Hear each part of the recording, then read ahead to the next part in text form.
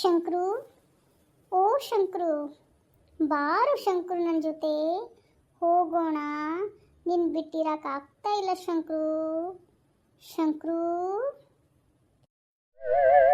I love you Shankru.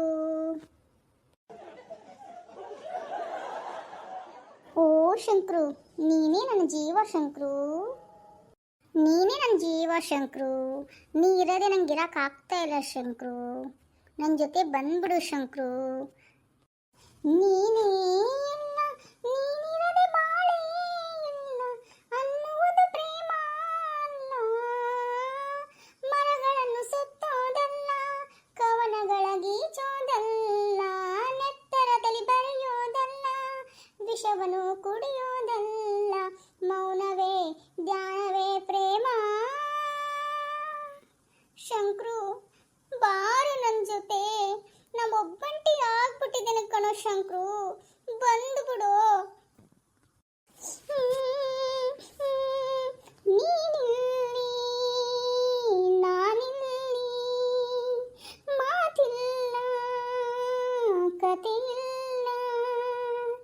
ಎದುರೆದುರು ಬಂದಾಗ, ಎದುರೆದುರು ನಿಂತಾಗ, ಅಲ್ಲೇ ನಮ್ಮಿಬ್ಬರ ಪ್ರೇಮ.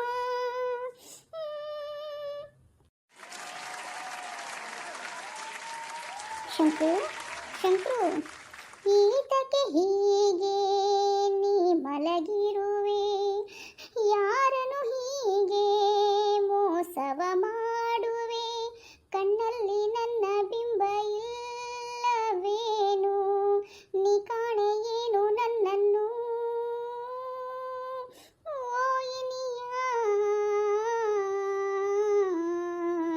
ನನ್ನನ್ನು ಸೇರಲು ಬಾಬಾ, ನನ್ನನ್ನು ಸೇರಲು.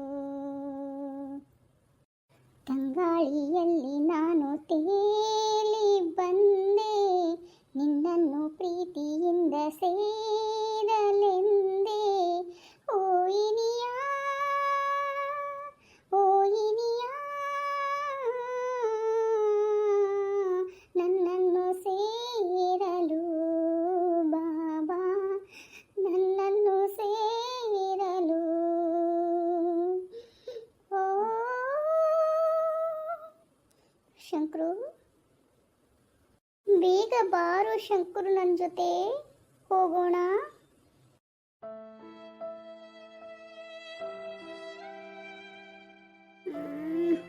ರಾಜಿ, ಎಲ್ಲಿದೆಯಾ ರಾಜಿ?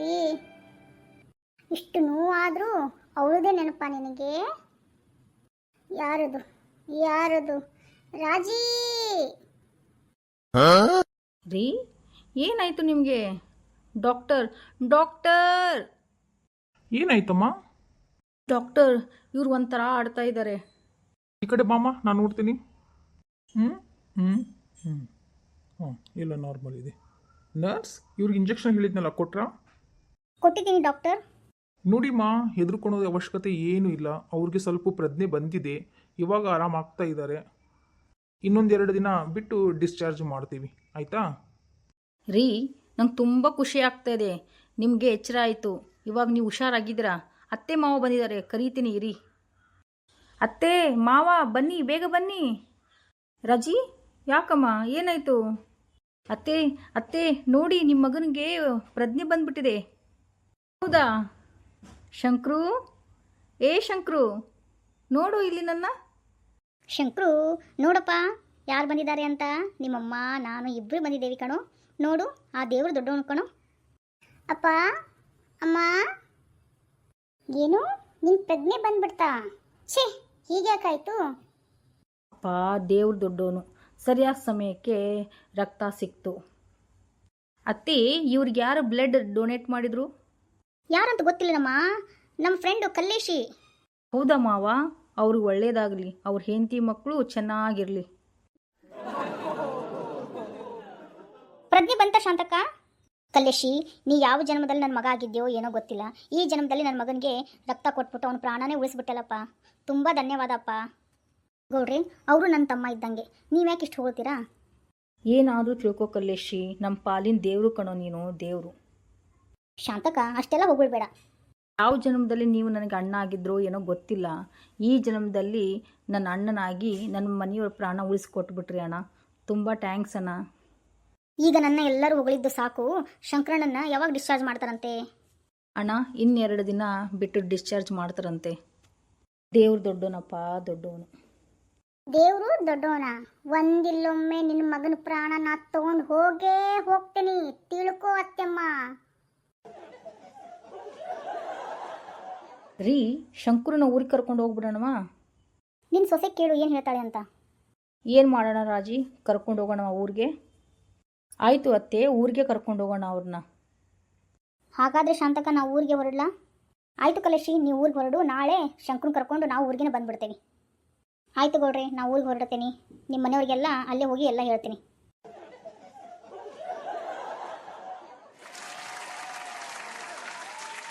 ಶಂಕರು, ಹೋಗಪ್ಪ ರೂಮ್ಗೆ, ಹೋಗಿ ಸ್ವಲ್ಪ ವಿಶ್ರಾಂತಿ ತಗೋ. ರಾಜಿ, ನೀನು ಸ್ವಲ್ಪ ವಿಶ್ರಾಂತಿ ತಗೋ, ಹೋಗು.